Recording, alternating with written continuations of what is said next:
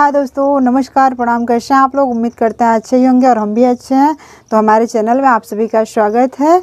आइए एक प्यारा सा छोटा सा गीत हम आपको सुनाते हैं। अगर पसंद आए तो चैनल को सब्सक्राइब, लाइक, शेयर, कमेंट ज़रूर कीजिएगा।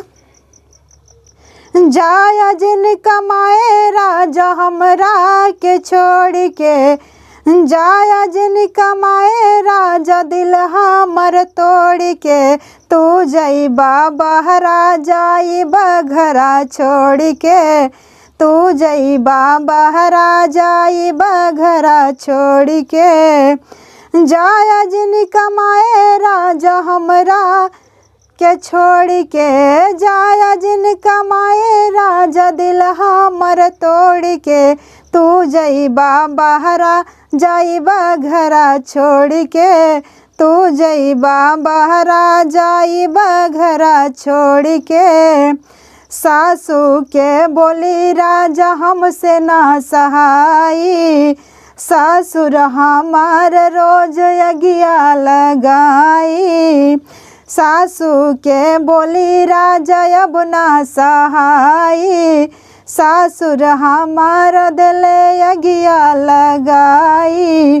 काहे लाए के बात सुना कान खोल के, काहे लाए के बात सुना कान खोल के, तू जइबा बहरा जाइबा घरा छोड़ के, तू जइबा बहरा जाइबा घरा छोड़ के।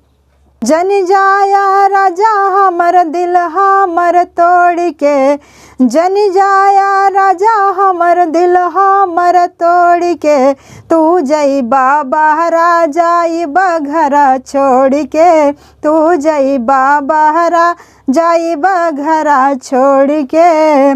जन जाया राजा तो दिल हमर तोड़ के, चल जइबा बहरा जाइबा घरा छोड़ के, जे जइबा बहरा जाइबा घरा छोड़ के। जेठनी के बोली राजा हमसे ना सहाई, जेठा हमार घर में अगिया लगाई, जेठनी के बोली राजा हमसे ना सहाई, जेठा हमार दिले अगिया लगाई।